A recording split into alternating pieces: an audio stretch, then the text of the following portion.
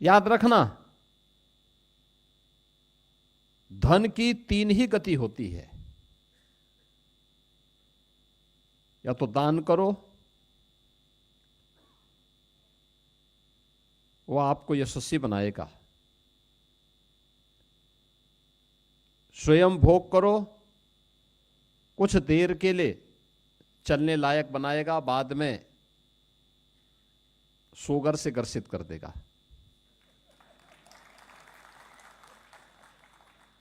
और अन्यथा गलत तरीके से जब धन का अर्जन होता है तो वह नाश का कारण भी बनता है, जैसे आपने माफियाओं के नाश को देखा होगा।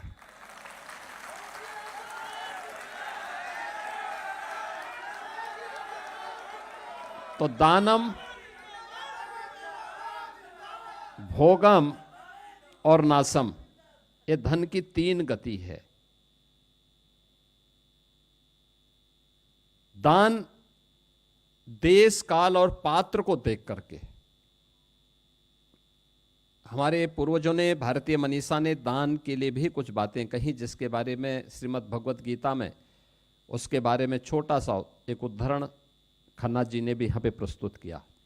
वह सात्विक हो, देश के लिए, धर्म के लिए, लोक कल्याण के लिए, गरीब कल्याण के लिए दिया जाने वाला दान हमेशा सार्थक होता है और व्यक्ति को, पीढ़ी को यशस्वी बनाता है। अरे हम तो कह रहे हैं कि हर वर्ष ये दिवस मनाया जाना चाहिए, और मैं तो जीएसटी विभाग से भी कहूंगा कि लखनऊ में ही नहीं, प्रदेश भर में, हर जनपद में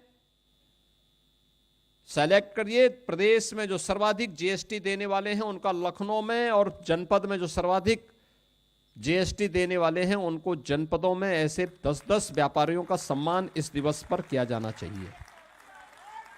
दूसरा, इस दिवस को तय करिए कि इस दिवस पर ही हम उन व्यापारियों को जो कभी किसी दुर्घटना के शिकार होते हैं, जिन्होंने जीएसटी रजिस्ट्रेशन किया और रजिस्ट्रेशन भरने के बाद दुर्भाग्य से किसी दुर्घटना के शिकार होते हैं, तो व्यापारी कल्याण बोर्ड के माध्यम से हमने 10 लाख रुपए की उन्हें सुरक्षा बीमा का कवर दिया है। इस राशि का वितरण भी इसी अवसर पर उन लोगों को करना चाहिए, एक साथ सम्मान के साथ, भव्य समारोह के साथ होने चाहिए, लगाया जाना चाहिए उस समय एक और महाराणा प्रताप का चित्र और दूसरी तरफ भामाशाह का चित्र, और लोगों को बताया जाना चाहिए, वर्तमान पीढ़ी को बताया जाना चाहिए, महाराणा प्रताप का स्मरण होगा तो भामाशाह का स्मरण अपने आप हो जाएगा, भामाशाह का स्मरण होगा तो महाराणा प्रताप का स्मरण अपने आप हो जाएगा। दोनों अलग नहीं है, दोनों एक दूसरे के पूरक हैं। याद करिए कि राज परिवार का में पला बढ़ा वे बच्चे, महाराणा प्रताप के पुत्र, उनकी पुत्री राजमाता, इन सब की क्या स्थिति रही होगी। कई कई दिनों तक घास की रोटी खानी पड़ी, लेकिन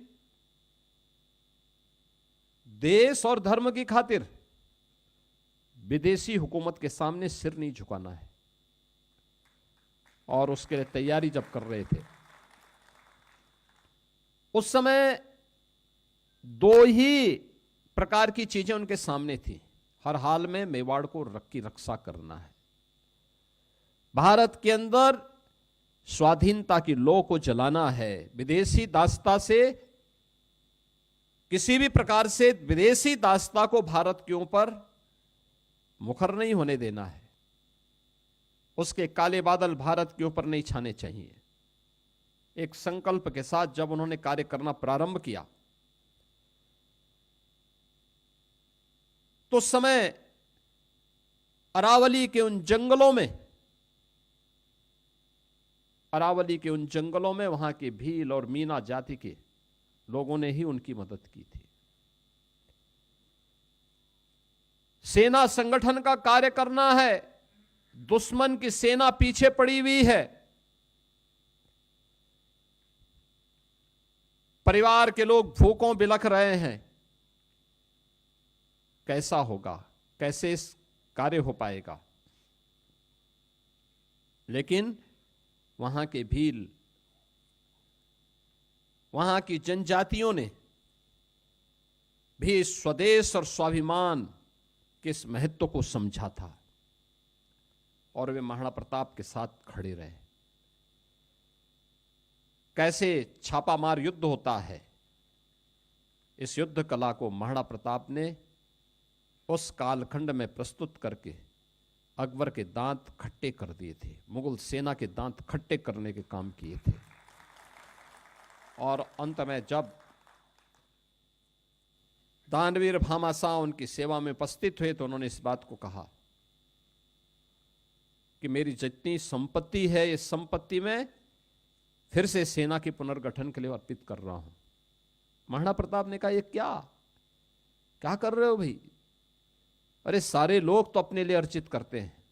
उन्होंने कहा, नहीं, मैंने जो भी संपत्ति अर्जित की थी इसी देश से अर्जित की थी और इसलिए उसके लिए समर्पित कर रहा हूं। यानी याद करिए, उस समय भी 500 वर्ष पहले भी यह भाव था जो आज प्रधानमंत्री मोदी जी कहते हैं, नेशन फर्स्ट, राष्ट्र प्रथम है। क्योंकि देश सुरक्षित रहेगा, हम सब भी सुरक्षित रहेंगे। देश सुरक्षित है तो धर्म भी सुरक्षित है, धर्म भी सुरक्षित है तो हम भी सुरक्षित हैं। हमने पहले बोला था कि अगर लूटोगे, व्यापारी और बेटी की सुरक्षा में खतरा पैदा करोगे तो दूसरे चौराहे पे यमराज इंतजार कर रहा होगा।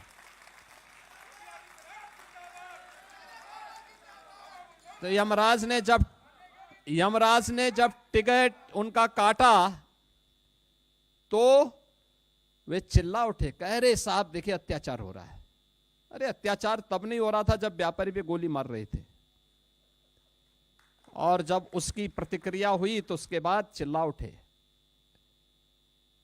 ये घड़ियाली आंसू बहाते हैं माफियाओं के लिए, उन लुटेरों के लिए जो राह चलते हुए राहगीरों पर, निर्दोष व्यापारियों पर और बेटियों की सुरक्षा के लिए खतरा पैदा करते हैं। और इसीलिए मैं आप सबसे कहने के लिए आया हूं, हमें सावधान होना होगा, सतर्क होना होगा। इन लोगों के उन कारनामों से, जिन कारनामों के कारण पहचान के एक संकट से आप गुजर रहे थे। आप में से बहुत सारे लोग होंगे जिनका व्यापार उत्तर प्रदेश के अलावा दूसरे राज्यों में भी होगा, या लेन देन करते होंगे, सामान मंगाते होंगे। पहले उत्तर प्रदेश के नाम से लोग सामान भेजने में डरते थे। आज कोई डर नहीं है, कोई भय नहीं है। सुरक्षा का एक बेहतरीन वातावरण दिया गया है। हर प्रकार से हम लोग आगे बढ़ रहे हैं। ये प्रक्रिया आगे इसी रूप में आगे बढ़ती रहनी चाहिए। याद करिए, एक तरफ भामाशाह और महाराणा प्रताप, स्वामी विवेकानंद और मैसूर के राजा चाम राजेंद्र वाडियार जी,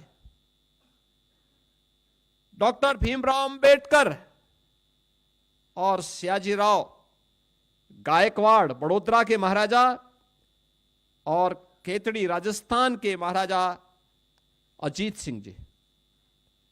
आप मुझे बताइए, कहां इसमें जाति भेद है? कहां पे भेद है? ये वोट बैंक के लिए लोग कब तक और कितना बांटेंगे देश को? कितना बांटेंगे?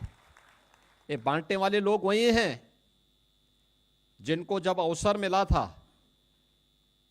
तो उन दुर्दांत माफियाओं के सामने नाक रगड़ रहे थे। आप याद करिए, अंतर यही होता है। ये डबल इंजन की सरकार है।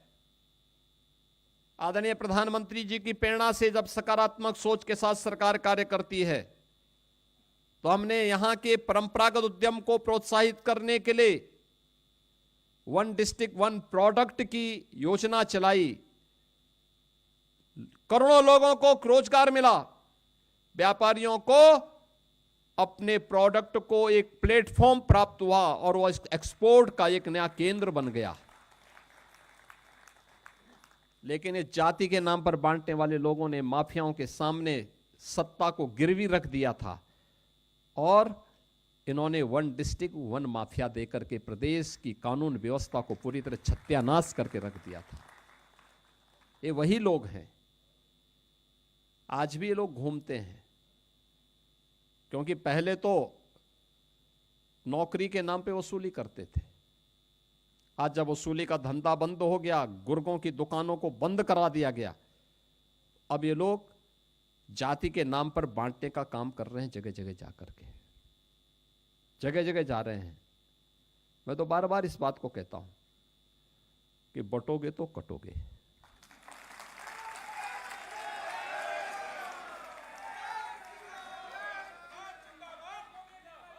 एक रहोगे तो नेक रहोगे।